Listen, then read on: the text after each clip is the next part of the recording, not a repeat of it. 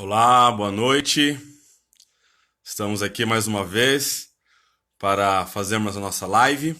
Quero então saudar a vocês que estão nos acompanhando, os nossos irmãos em Cristo, os membros da Igreja Batista Maranata e aqueles que têm nos acompanhado fielmente nas transmissões. Graça e paz da parte de Deus e do Senhor Jesus Cristo. Vamos então começar com uma palavra de oração, pedindo para que Deus nos conceda um tempo precioso ao estudarmos a sua preciosa palavra e que tenhamos os nossos olhos desvendados para contemplar as maravilhas da lei do Senhor. Amém? Então vamos orar. Senhor, nós queremos te agradecer por mais esse tempo aqui, fisicamente separados, mas unidos num só pensamento, num desejo, ó Deus, de conhecer mais do Senhor, daquilo que o Senhor fez por meio de Cristo Jesus. Sabemos mais sobre a história da redenção, o Evangelho, ó Pai, que é oferecido a pessoas miseráveis, pecadoras como nós, e das ricas e muito preciosas promessas, ó Pai, que o Senhor tem na sua palavra para aqueles que se arrependem e se voltam para o Senhor. O meu pedido a Deus hoje é para que aquelas pessoas que de alguma maneira, ó Pai, têm vivido uma vida obstinada, contumaz, em rebeldia, que elas possam, ó Deus, ter os seus olhos voltados para o Senhor, reconhecendo, ó Deus, que o Senhor é o nosso único objeto a ser amado, a ser adorado, a ser devotado, a canalizarmos todas as nossas afeições para o Senhor. Pai, que o Teu Santo Espírito possa ministrar com poder ao coração daqueles que estão assistindo, daqueles que irão ouvir. E, ó Deus, que toda honra e toda glória sejam dadas ao Senhor, porque é a Tua palavra, é o Senhor quem fala e é o Senhor quem opera. Que tenhamos, ó Deus, um tempo precioso aqui juntos. E é em nome de Jesus que eu oro. Amém. Amém. Então vamos lá, meus irmãos. Nosso texto de hoje se encontra no Evangelho de Marcos, capítulo 10, e a live ela vai ser dividida em duas partes. Então hoje eu vou fazer do verso 17 ao verso 22, e no nosso próximo encontro, se Jesus Cristo não voltar, do verso 23 até o verso 31. Então eu vou dividir em duas partes e que nós possamos ser abençoados pelo Senhor nesse encontro que Jesus tem com um jovem rico, um jovem que tinha algum tipo de posição dentro da comunidade dos judeus, talvez até mesmo algum tipo de liderança aí no Sinédrio.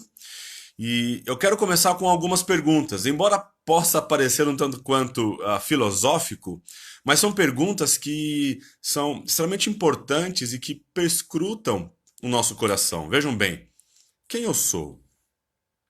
Por que eu estou aqui? Qual o meu propósito de vida?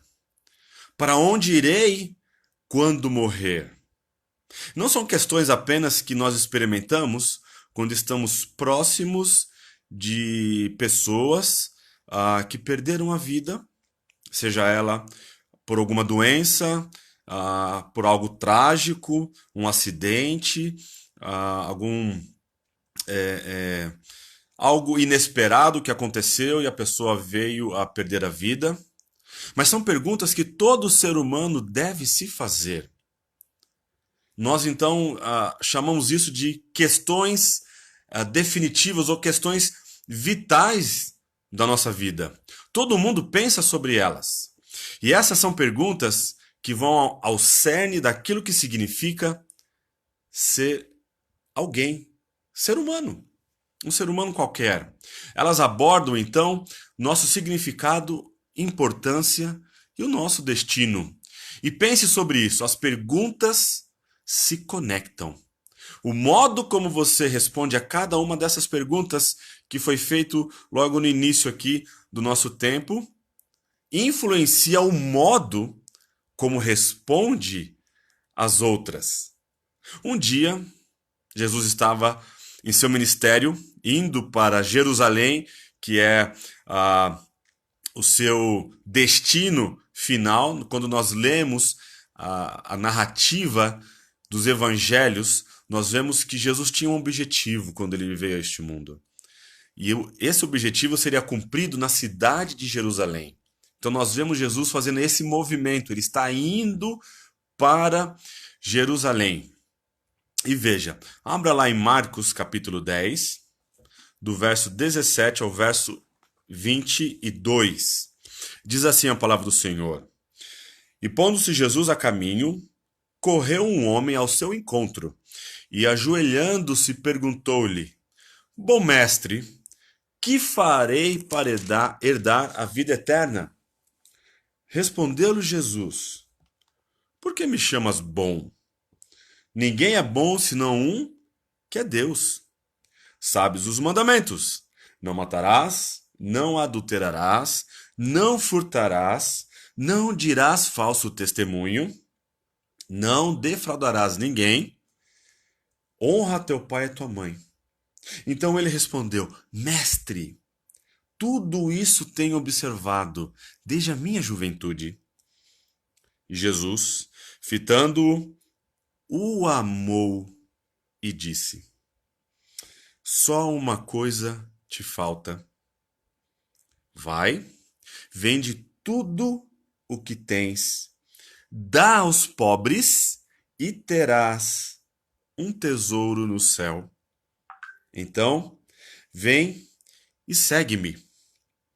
Ele, porém, contrariado com esta palavra, retirou-se triste, porque era dono de muitas propriedades. Essa é uma pergunta fundamental para a vida. O que devo fazer para herdar a vida eterna? E no processo de responder essa pergunta, Jesus também deu informações sobre o que ou quem realmente mais importa na vida. Jesus, ele vai além de uma mera questão de qual seria o destino daquela pessoa, mas ele também vai incluir na resposta dele qual é a sua prioridade de vida. E o que você então decidir agora determinará para onde irá mais tarde. Para onde irá depois que você passar pela morte, que é o último inimigo. As perguntas se conectam e as respostas também. Veja, irmãos, o que move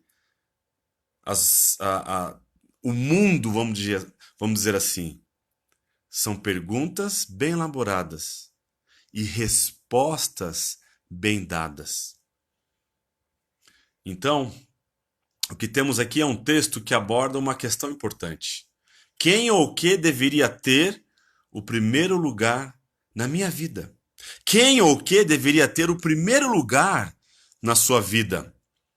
Qual é a coisa pela qual você vive? O que é aquilo pelo qual você se esforça por conquistar? Qual o sentido da vida? Jesus exige que as pessoas lhe deem o primeiro lugar em suas vidas, acima de tudo e de todos. Um trocadilho aqui, né?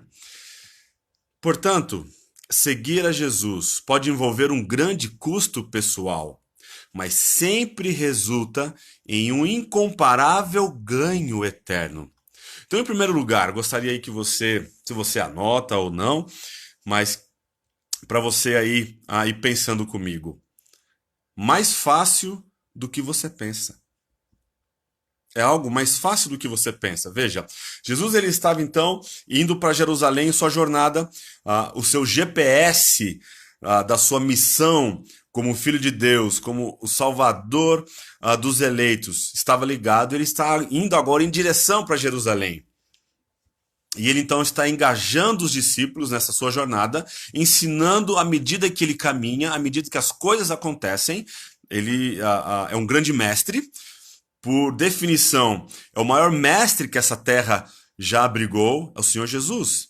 Então, tudo aquilo que ele faz, tudo aquilo que ele diz, são coisas pedagógicas, são didáticas para os discípulos.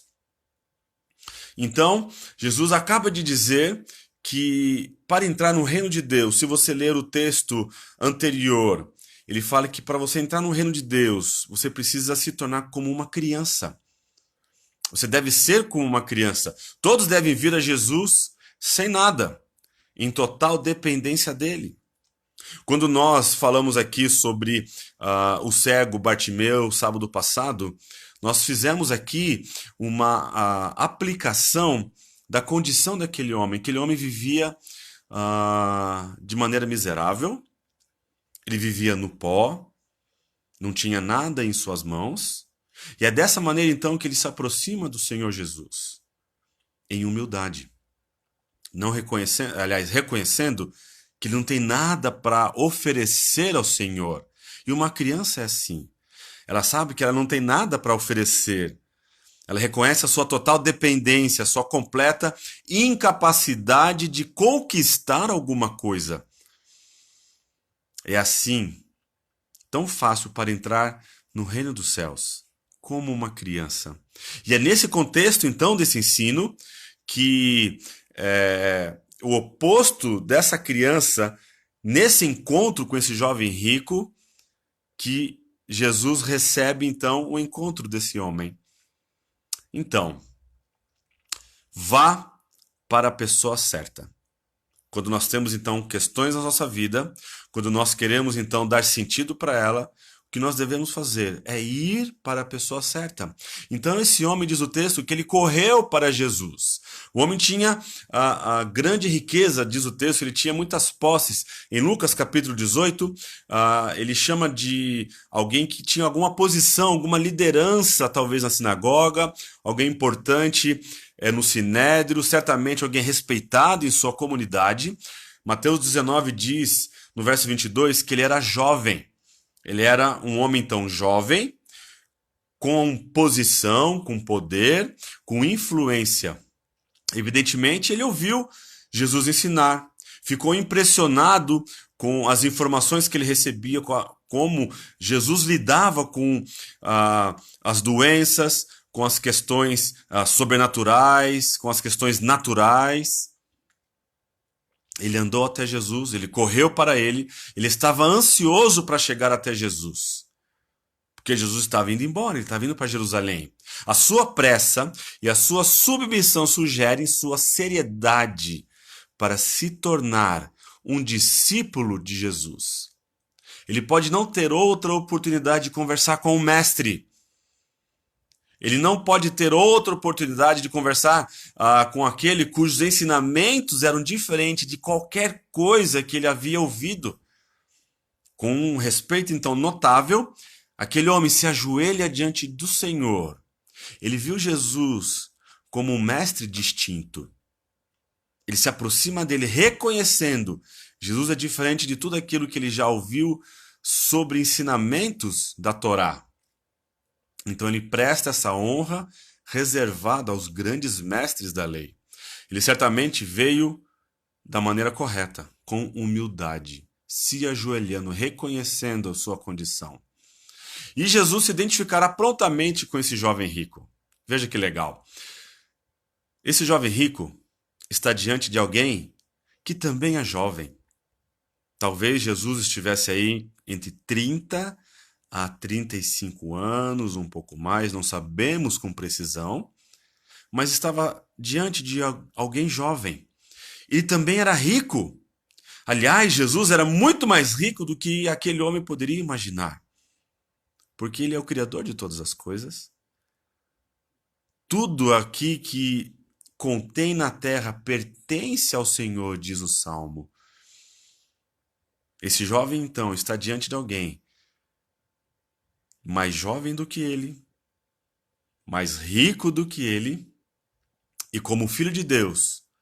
Jesus, então, agora viveu por toda a eternidade na glória, riqueza, amor e doce comunhão com seu Pai.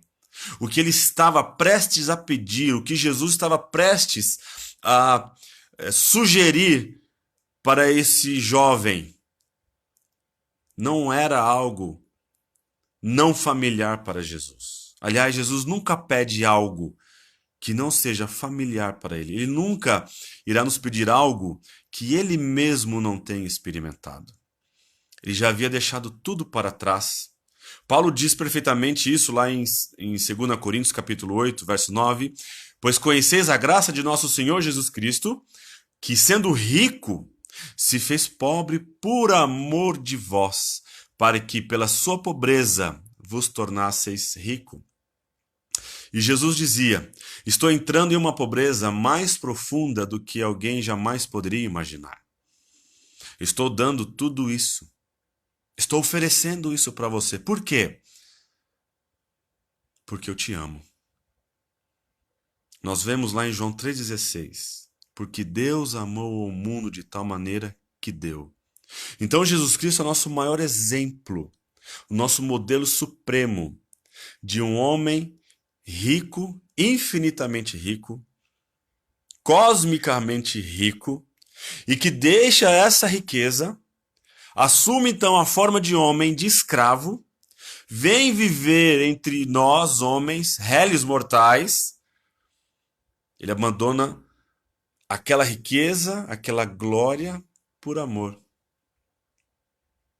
Então Jesus está pedindo para ele, simplesmente, que você desista dessas coisas. Se eu dei aquilo que é tudo meu, a minha riqueza, se eu coloquei ela de lado e entreguei então essas coisas para você, aquilo que era grande, então você pode dar aquilo que é pequeno para me seguir. Não vou pedir para você fazer o que eu ainda não fiz.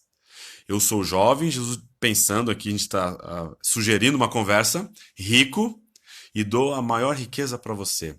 Agora você precisa dar o seu para me ter. Quem falou isso foi Tim Keller, articulando esse encontro muito interessante.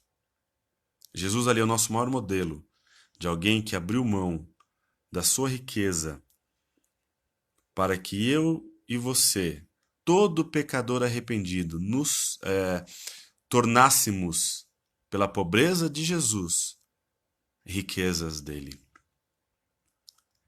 Em segundo lugar, faça as perguntas certas. Então este homem ele chama Jesus de bom mestre, o que devo fazer para herdar a vida eterna? Esse foi um tributo impressionante, indicando a impressão de que Jesus havia causado nele. Ninguém que ouviu Jesus ensinar na Galileia fez uma pergunta de tal magnitude, nem mesmo os seus discípulos. Nenhum deles chamou Jesus de bom mestre. Esse homem, então, tem uma percepção, além de outros, além dos fariseus, além dos discípulos que caminhavam com Cristo. Os judeus, então, se referiam a Deus como bom, mas nunca se manifestavam assim, exceto em sentido derivado ou qualificado. Somente Deus é bom no sentido total e absoluto da palavra. A resposta de Jesus nesse versículo 18, então, confirma isso. O jovem rico ficou impressionado com Jesus e ele tinha uma pergunta extremamente importante a fazer. Esta questão é uma das mais significativas em toda a Escritura e por toda a humanidade, para toda a humanidade. Como obtenho a vida eterna? Na Bíblia, o dom de Deus é chamado de vida. Aquilo que o Senhor oferece é vida, e vida abundante, e vida eterna. O reino dos céus é oferecido àqueles que reconhecem a sua condição, a sua total nulidade, a sua completa incompetência para conseguir agradar a Deus. A vida de Deus, essa vida eterna, é uma vida com Deus. É o privilégio de ser um membro do reino de Deus. E deve ser recebido com fé em Jesus e na confiança de uma criança pequena, como Jesus nos mostrou na passagem anterior. Que o reino de Deus é oferecido para pessoas que se tornam como crianças que tem essa dependência, essa completa ausência de orgulho, essa total nulidade, por assim dizer. Isso é ser humilde de espírito. Agora, não sabemos se o jovem ouviu Jesus dizer isso ou não, mas a sua pergunta, embora de modo algum seja ruim, implica que ele acredita que a vida eterna é algo para o qual você faz, que a vida eterna é algo pelo qual você trabalha. A vida eterna é algo que você conquista, porque ele faz o que devo fazer, não é a pergunta que ele dirige para Jesus? Todas as religiões do mundo, elas implicam em você fazer algo para você, em contrapartida, obter algum tipo de benefício. Todas elas. Agora, o que o Evangelho diz é que sou salvo não pelo que faço ou deixo de fazer, mas é por algo que Jesus fez. A salvação que Jesus oferece não é baseada em algo que eu faço e uma performance minha, na capacidade e habilidade de cumprir leis, de obedecer de maneira perfeita ao Senhor. Não é isso. A vida eterna que o Senhor Jesus oferece é para todo pecador que reconhece a sua condição. Eu preciso de um Salvador. A vida eterna não é alcançada. Ela é recebida como um presente. João 12 diz, mas a todos quanto receberam, deu-lhes o poder de serem chamados filhos de Deus, a saber, aos que creem no seu nome. Portanto, é com base naquilo que Jesus fez por nós. Isso não é fantástico? O cristianismo, do ponto de vista assim, religioso, é o único no mundo onde a vida eterna é oferecida não baseada em performance, mas na performance de Jesus. É naquilo que ele fez. É por meio da fé, na fé colocada em uma pessoa. E essa pessoa é filho de Deus, é a segunda pessoa da Trindade, e o seu nome é Jesus Cristo. Portanto, o jovem deve ter uma mudança na sua teologia e uma mudança de coração para herdar a vida eterna. Portanto, obtenha as respostas certas. Jesus, então, responde a pergunta do jovem com uma pergunta teológica. Por que você me chama de bom? Ninguém é bom, somente um que é Deus. Então, Jesus não retribui a saudação lisonjeira do rapaz, porque o rapaz gostaria de ter, então, também essa reciprocidade. Ah, você me chama de bom? Você também é um homem bom. Então ele toma esse tranco. Só existe um que é bom. Só Deus é bom. Então Jesus coloca o foco da questão onde ela deve estar. Em Deus. Não na pessoa, não numa performance. O ponto de partida do jovem estava errado porque ele estava olhando para ele mesmo. O que eu devo fazer? O jovem rico era sem dúvida um homem bom para os seus padrões, para o padrão dos seus dias. Ele viu Jesus um outro homem bom, cuja compreensão dos assuntos espirituais talvez pudesse resolver algumas questões remanescentes que atormentavam a sua alma. Jesus então o força a procurar em Deus qualquer esperança da genuína bondade e da vida eterna. Além disso, Jesus confrontou aquele homem com sua percepção. Chamá-lo de bom é chamá-lo de Deus. Foi isso que ele quis dizer. Se Jesus não é Deus, então ele, como o resto da humanidade, é um pecador e, portanto, não é bom no sentido pleno, no sentido supremo. Por outro lado, se ele é Deus, se Jesus é filho de Deus, é a segunda pessoa da Trindade, é por essência divino, seria então apropriado chamá-lo de bom, porque só um é bom, somente Deus é bom. E também é apropriado adorá-lo, é apropriado então prostrarmos diante dele, é apropriado então seguirmos este homem como discípulo, é apropriado obedecê-lo. E ele desafia o jovem a pensar claramente e a escolher suas palavras com cuidado, um desafio que cada um de nós deve aceitar. Agora, Jesus não espera por uma resposta. Veja, você conhece os mandamentos. Jesus cita os 5 últimos mandamentos e adiciona um. Talvez pelo fato de que, como o texto diz, que esse homem era rico e, por vezes, a riqueza ela pode ser obtida quando o pobre ele é oprimido. Então Jesus fala os 5 mandamentos, que é direcionado a como amar o próximo, não é? Tá aí, não adulterarás, não furtarás, não cobiçarás, não dirás falso testemunho, honra teu pai e tua mãe. E aí ele adiciona um, que é defraudar o pobre. Então, o jovem rico queria saber, o que eu devo então fazer para herdar a vida eterna? Jesus então diz para ele, obedeça à vontade de Deus, que é revelada em sua lei perfeita, santa e moral. Obedeça a isso, então você vai ter a vida eterna. Porém, olha a resposta dele. Mestre, guardei tudo isso desde a minha juventude. O jovem havia conduzido a sua vida de acordo com a lei de Deus. Ele honrara e obedecera a tudo. Num sentido externo, o que ele disse provavelmente era verdade. Bom, se você se lembrar do apóstolo Paulo, ele fala lá no capítulo 3 de Filipenses, verso 8, que quando ele dá o currículo dele, né, se alguém pode se gloriar, muito mais ele. Circuncidado ao 8º dia, da tribo de Benjamim, ele começa então a discorrer. Era quanto a lei irrepreensível. Ele era alguém irrepreensível, ele declara isso. Então não é surpresa para nós quando lemos que esse homem disse, eu cumpri, eu guardei isso daí. Então o versículo 21 é um dos versículos mais tocantes e carinhosos. Sabe por quê? Porque Jesus olha para ele depois dessa resposta e fala, diz o texto, que Jesus o amou.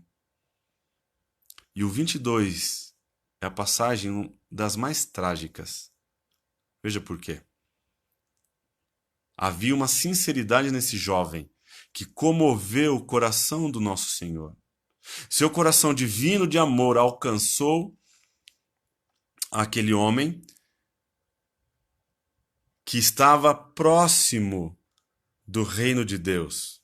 Ele havia ali, no entendimento dele, de maneira externa, não interna, porque a resposta dele implica em dizer que ele está falando para alguém que conhece os corações.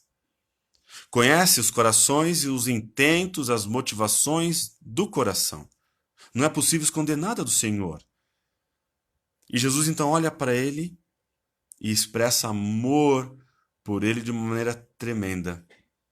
Então Jesus fala, falta-lhe uma coisa. Vá, venda tudo o que você tem, dê aos pobres, e você terá então um tesouro no céu. E aí então você me segue.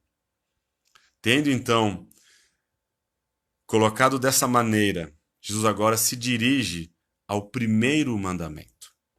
Se ele de maneira correta cumpriu a segunda parte, a segunda tábua da lei, que Jesus resume em amar o próximo, então agora Jesus vai apontar para a primeira tábua da lei. Deus deve ser Deus em nossas vidas. Ninguém, nada pode ficar entre ele e nós. A demanda específica que Jesus faz ao jovem governante aqui não é uma ordem geral para todas as pessoas. Jesus não está dizendo para mim, para você que está me ouvindo, que você deve vender os seus bens, as suas posses e seguir a ele. Jesus está sendo preciso como um grande cirurgião no coração. Ele é um grande mestre cardiologista. E agora ele vai mostrar para ele que ele está desaprovado, que ele descumpriu, que ele pecou na observação desse primeiro mandamento. Sua riqueza ocupava o lugar que somente Deus deveria ter em sua vida. Esse era o ídolo desse jovem, a sua riqueza. Não era uma imagem, não era algo que foi criado pelas mãos humanas, mas a riqueza pela qual ele tinha e que ele obteve era o Deus desse jovem. Ele amava, ele confiava e ele obedecia a esse ídolo. Portanto, o primeiro mandamento diz: não terás outros deuses diante de mim. Veja só, Jesus está dizendo que ele está se oferecendo como um substituto para a riqueza do homem. Somente quando ele der tudo isso, ele se tornará como uma criança pequena e vulnerável. Só então ele realmente possuirá tudo. Somente então, quando ele vender todas essas coisas e ele compreender que Jesus é melhor do que elas, que se eu tenho a Cristo, eu tenho tudo. Se eu tenho Cristo, então eu posso amar o Senhor Jesus de maneira correta. Se eu tenho a Cristo, eu posso confiar nele de maneira plena. Se eu tenho a Cristo, eu posso obedecê-lo de maneira amorosa. Se eu tenho a Cristo, ele é o único que pode preencher o meu coração e dar o verdadeiro sentido da vida. Todas as outras coisas que se interponham entre eu e Cristo é um ídolo no coração. E certamente elas irão, em algum momento, falhar e frustrar as nossas expectativas. O chamado, então, ao discipulado é um chamado à confiança radical, ao compromisso com Jesus. Jesus desafia todos nós a deixar de lado qualquer coisa que seja um obstáculo para segui-lo. Você não pode amar sua riqueza supremamente e amar a Jesus supremamente. Esse lugar no coração só deve ser de uma pessoa e deve ser do Senhor Jesus. Portanto, dê a resposta certa. O verso 22, então, registra o final trágico do seu encontro, e já estou terminando aqui a nossa live. O texto diz que ele retirou-se triste. Em algumas traduções, frustrado ou contrariado. Uma nuvem de tristeza e frustração surgiu. Ele foi embora triste por quê? Porque ele tinha muitos bens. Seu ouro continuaria sendo o seu Deus. Continuaria sendo aquilo pelo qual ele ama, aquilo pelo qual ele confia e aquilo pelo qual ele obedece. A difícil demanda, então, de Jesus foi recebida com um não. Um grande não. Ele obteve a resposta certa para a sua pergunta: como eu posso herdar a vida eterna? Contudo, ele simplesmente não deu a resposta certa para Jesus. Um estudioso do Evangelho de Marcos, de maneira perspicaz, faz o seguinte comentário: uma pessoa que leva uma vida exemplar, que até se dedica ao Filho de Deus, ainda pode ser um idólatra. Portanto, meus irmãos e amigos que nos assistem, seguir Jesus pode envolver um grande custo pessoal, mas sempre resulta em um incomparável ganho eterno.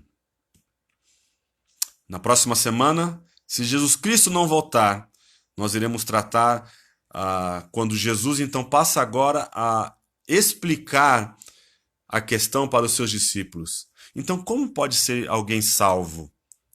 E ele diz: para os homens isso é impossível, mas para Deus tudo é possível. Amém? Então, eu finalizo aqui a minha live, deixando para vocês o desafio de que quem realmente governa o meu coração? O que é aquilo pelo qual eu vivo?